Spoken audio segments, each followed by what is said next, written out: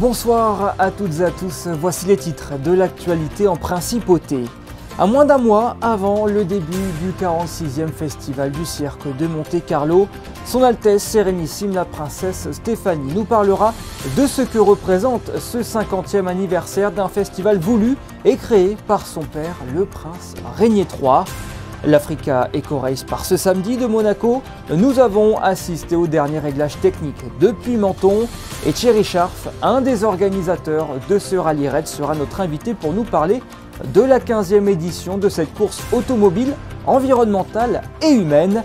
Et enfin, Émilie Rousseau vous donnera quelques idées pour préparer votre repas du Nouvel An avec uniquement des produits du marché.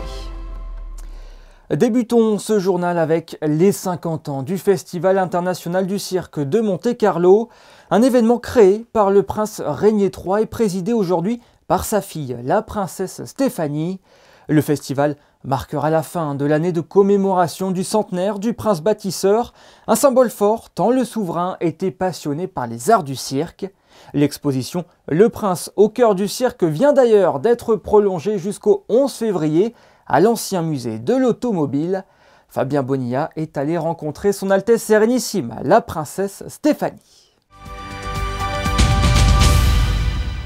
On fête cette année les 50 ans du festival à Monaco, qui a été créé en 1974.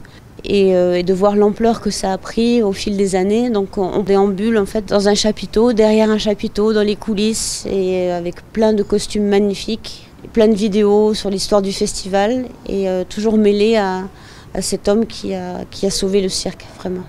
Et justement, cet homme qui a sauvé le cirque, est-ce qu'il s'impliquait dans la programmation, et si oui, à quel point ?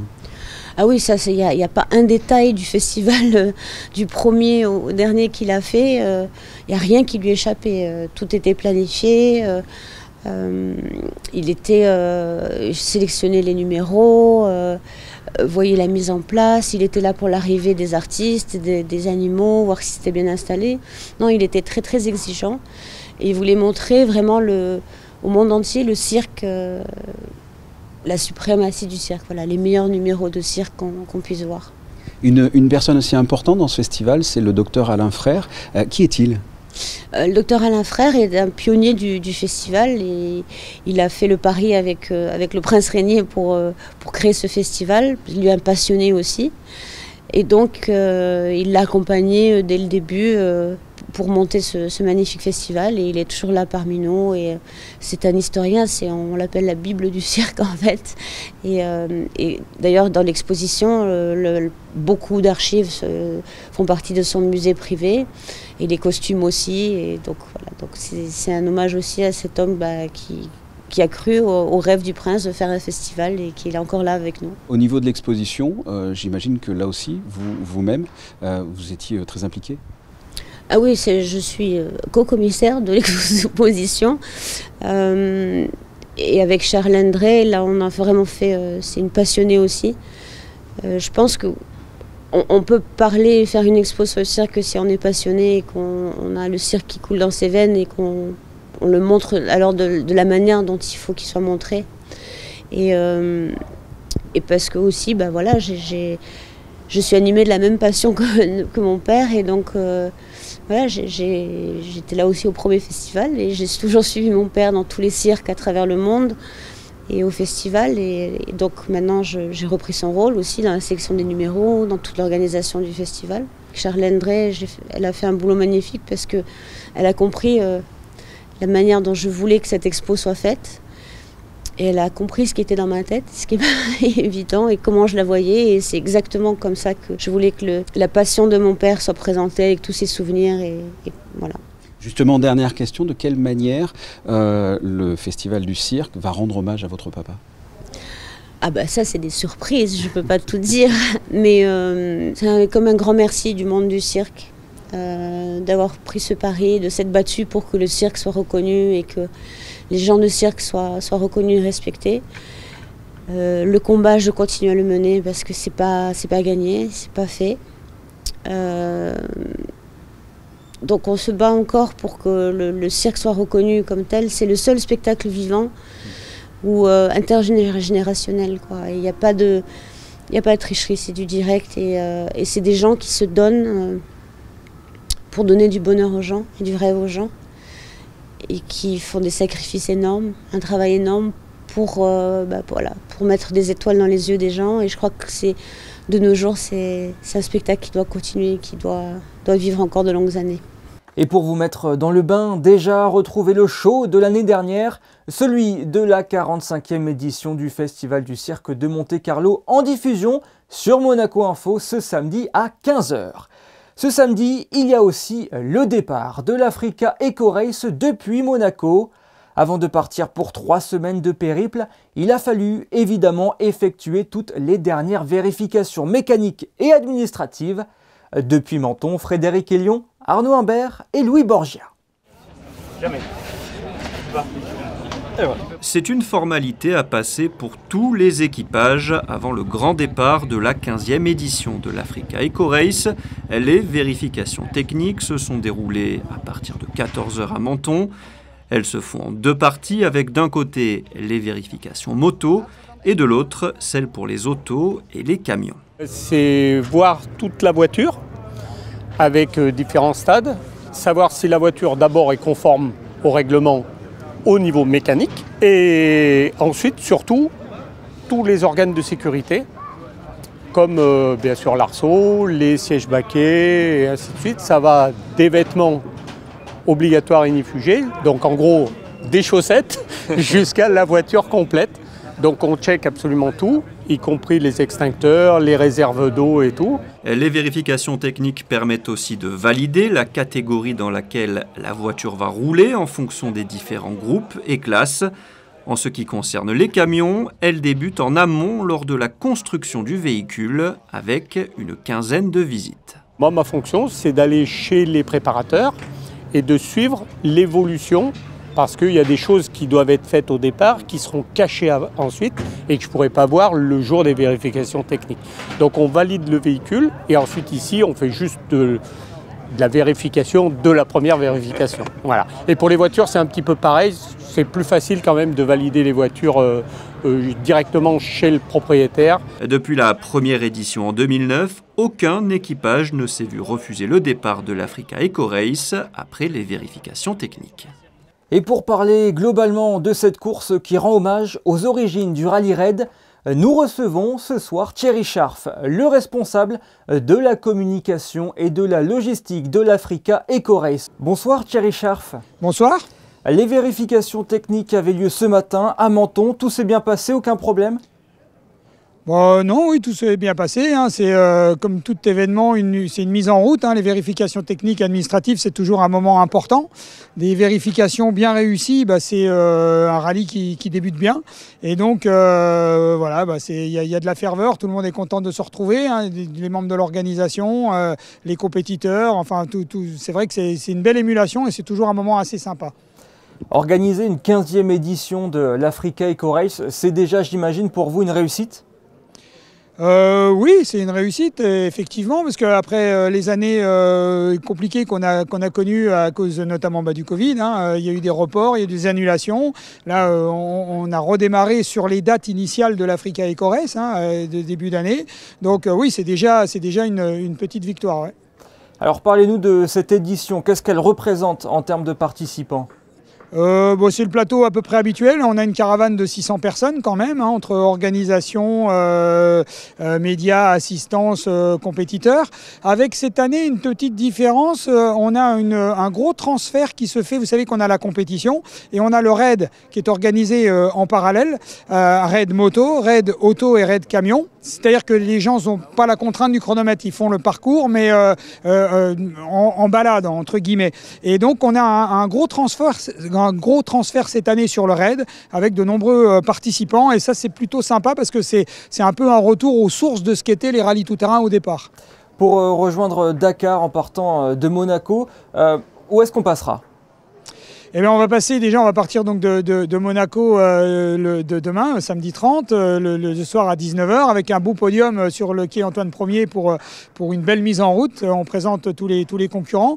Ensuite, le lendemain matin, on a une liaison libre vers Sète, la ville de Sète, où il y aura un embarquement sur le ferry du GNV. Donc, et puis 36 heures de traversée, l'occasion à bord de faire les briefings, de se mettre en route un petit peu plus au niveau de la compétition. Et puis on débarque à Nador donc le mardi 2 janvier au matin à 5 h, après un petit déjeuner sur place.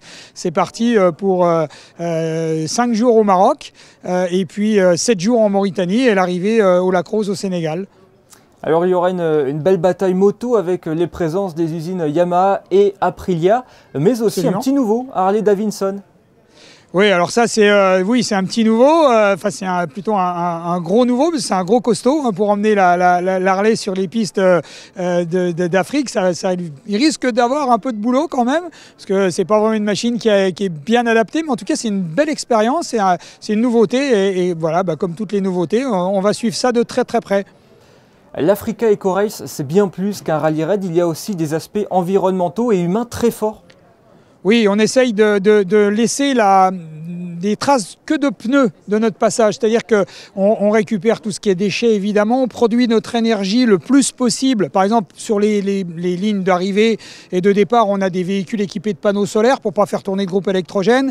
On essaye vraiment de laisser la plus petite empreinte possible de notre passage en Afrique. On a des bivouacs dans des endroits souvent magnifiques et il n'est pas question d'impacter l'environnement, évidemment. Et on n'a pas d'avion non plus, on n'a que des petits ULM pour faire les relais radio, on n'a pas d'avion gros porteur, on n'a rien du tout. On fait tout le trajet par la route et voilà, et on encourage les catégories électriques, les catégories hybrides et compagnie. Ça a toujours été le mot d'ordre de l'Africa Eco Race, c'était de laisser la plus petite impact possible de notre passage en Afrique. Et puis en parallèle, il y a aussi une mission humanitaire avec ce partenariat avec l'AMAD également. Absolument, il y a le partenariat avec l'AMAD. On fournit des lampes solaires depuis plusieurs années à des petits écoliers africains pour qu'ils puissent travailler le soir dans leur village, dans leur case, et puis qui sont souvent dépourvus d'électricité. Et puis aussi, il y a eu plein de choses. On a planté des arbres, on a fourni des panneaux solaires à des associations, à Nouakchott par exemple. On a beaucoup de gens aussi, de participants qui nous confient, que ce soit en organisation ou en course, qui nous confient des colis qu'on charge dans les camions d'organisation et qu'on distribue dans les villages à notre passage. Ce rallye est-il à proprement parler un hommage direct à Thierry Sabine, le fondateur du Paris-Dakar ? En tout cas, on est sur les traces de Thierry Sabine. Vous savez, quand le Dakar a quitté l'Afrique à l'époque, ce sont les fédérations et les pays qui sont rapprochés à l'époque de Jean-Louis Schlesser, d'Hubert Auriol et de René Medj pour créer cette Africa Eco Race il y a maintenant 15 éditions. Et oui, le but, c'est de rester dans l'esprit de ce qu'avait fait Thierry Sabine à l'époque. Et quand on dit qu'on est dans les traces de Thierry Sabine, évidemment, on le fait avec l'autorisation de la famille de Thierry Sabine et on le fait vraiment en respectant le plus possible sa mémoire. Qu'est-ce qu'on peut vous souhaiter pour cette 15e édition? Est-ce que vous avez des objectifs en tant qu'organisateur? Oui, les objectifs de l'Africa Eco Race, c'est toujours d'amener le maximum de personnes, de concurrents à Dakar, de les accompagner le plus possible. On souhaite évidemment qu'il y ait le moins de problèmes, le moins d'accidents possible, que tout le monde arrive au Lacrose en bonne santé, en bonne forme. Et puis on croise les doigts aussi au niveau du climat, parce que vous savez que même l'Afrique est impactée un petit peu par le changement climatique, le bouleversement climatique. Notamment, le désert mauritanien n'a jamais été aussi vert. Il y a eu beaucoup de pluie en Mauritanie. Donc on espère toujours, quand on s'en va comme ça pour une aventure de 6000 km et 15 jours, d'avoir la meilleure météo possible pour pas être embêté, être obligé d'annuler des étapes et voilà, que ça se passe bien. Eh bien, c'est tout ce que l'on vous souhaite. Merci beaucoup Thierry Scharf d'avoir été avec nous. Merci à vous. En bref, dans l'actualité, on l'a appris aujourd'hui, Mathieu Strazel est sélectionné au All-Star Game 2023 de la LNB en remplacement de Nando De Colo blessé. Le jeune meneur monégasque s'est fait remarquer ces 2 derniers mois avec 15 points de moyenne et il est aussi cette saison le joueur le plus utilisé en championnat de France par Sacha Obradovic avec 24 minutes jouées par match. Le compte à rebours est lancé J-2 avant de passer à la nouvelle année. Un moment durant lequel on aime éveiller nos papilles et proposer un menu qui sort de l'ordinaire. Le reportage qui va suivre va sûrement aider ceux en manque d'idées. Bonsoir Émilie Rousseau. Nous vous avons lancé le défi d'établir un menu de fête à savourer en famille ou entre amis. Oui, et nous avons ciblé un lieu bien particulier pour notre menu de fête, c'est le marché de la Condamine. Et plus précisément, c'est Halle, car il y a plusieurs enseignes qui vont pouvoir nous aider à composer ce menu des fêtes, de l'apéro jusqu'au dessert.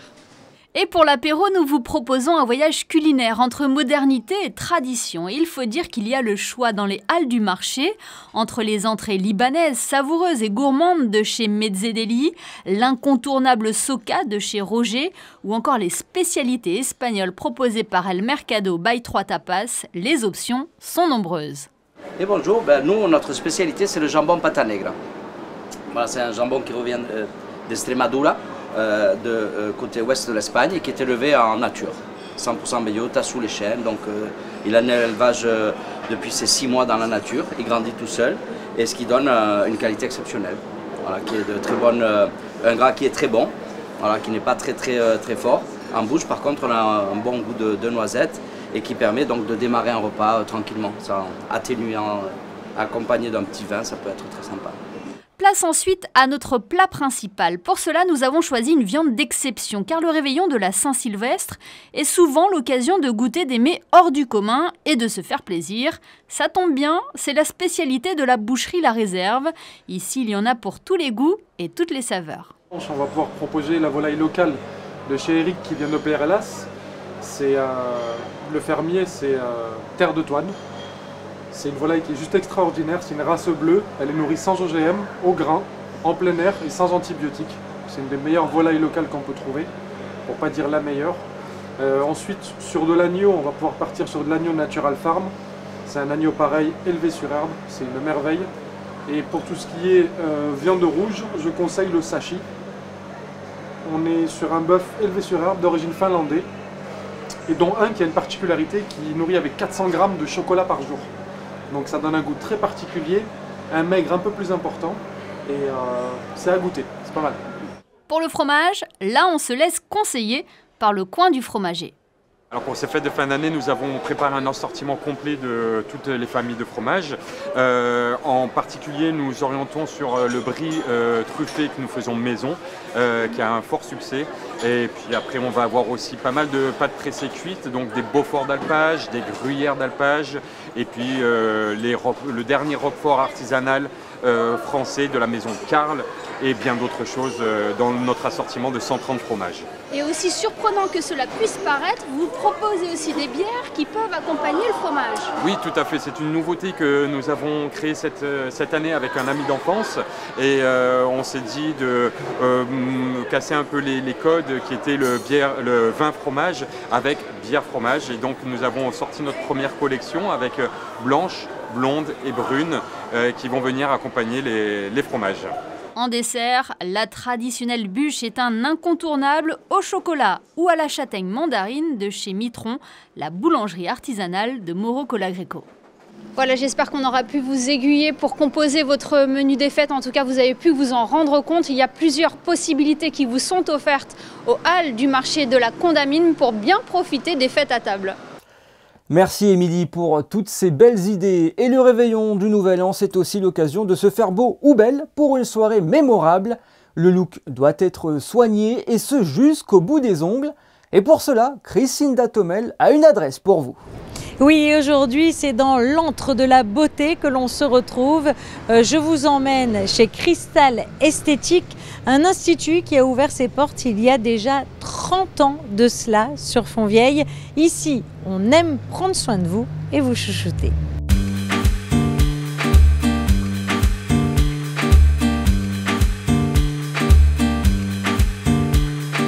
Ça date de 1993. Où ma fille a commencé à se mettre dans le bain immédiatement après ses petites études d'esthétique. Et je lui ai aidé un petit peu à lancer un petit peu la chose. Et elle compte quelquefois sur moi aussi un petit peu pour faire certaines choses. Mais tout marche bien, tout va très bien. On a commencé dans un petit trou de, je crois, 30 mètres carrés, quelque chose comme ça, où nous étions déjà 2 ou 3, où elles étaient 2 ou 3 à travailler. Et ensuite, il y a une quinzaine d'années, elle s'est agrandie dans ce local et même un autre en face. Et on se retrouve, elle se retrouve à la tête de 140 mètres carrés avec pas mal d'esthéticiennes et beaucoup de travail. L'accueil est aussi familial. On essaie toujours d'être très proche de nos clientes. Voilà. Alors, qu'est-ce que vous proposez justement à Cristal Esthétique? De l'épilation, du modelage, des soins des mains, des pieds, du maquillage aussi, et beaucoup d'onglerie. On a une équipe qui est assez très homogène, très soudée, et tout le monde travaille très bien. Franchement, là, on est au top du top dans le personnel. Elles sont 5 et la patronne, Karine, qui travaille aussi, donc ça fait 6. Et on va peut-être avoir encore quelqu'un d'autre parce qu'on a un besoin urgent de prothésistes et autres choses. Voilà. Qu'est-ce qui se demande le plus? Les ongles, les soins visage. Et puis l'été, à partir d'avril jusqu'à septembre, alors les mains, les pieds, voilà. Et la couleur, alors s'il y a une couleur qui marche le mieux, c'est laquelle? Ça dépend de la saison, hein, parce qu'il apparaît toujours des nouveautés dans les couleurs, et alors tout de suite, allez, on va essayer. À chacun sa couleur, à chacun sa saison. Surtout, n'oubliez pas de bien réserver quand vous venez chez Cristal Esthétique. L'Institut vous accueille du lundi au vendredi de 9h à 19h30 et le samedi de 9h à 14h. Quelques idées de sortie à présent pour cette fin d'année. Nous l'avons évoqué hier, la pièce Naïs se joue actuellement au Théâtre des Muses. Il s'agit d'une adaptation sur scène du film de Marcel Pagnol. L'Opéra de Monte-Carlo propose Le Fantôme de l'Opéra avec 2 représentations à 15h et 20h samedi et dimanche. Du côté des ballets de Monte-Carlo, c'est Carmen de Johan Inger qui est à l'affiche du 30 décembre au 4 janvier. Un ballet dans lequel les danseurs sont accompagnés par l'Orchestre Philharmonique de Monte-Carlo. Et enfin, concernant le réveillon uniquement, vous pouvez le passer au marché de Noël où une soirée avec DJ est organisée au milieu des chalets, ou bien allez voir du côté de la SBM qui propose une soirée spéciale autour d'un spectacle musical en hommage au groupe ABBA. Vous savez tout, maintenant voyons les tendances météo pour ce dernier samedi de l'année avec Frédéric Hélion. Avec un soleil beaucoup plus présent, les températures seront comprises entre 8 et 12 degrés samedi 30 décembre. Ce sera à la Saint-Roger. C'est la fin de votre journal, merci de l'avoir suivi. Quittons-nous avec les plus belles photos de la principauté de Monaco prises cette année par nos photographes de la direction de la communication. On se retrouve demain, passez une excellente soirée.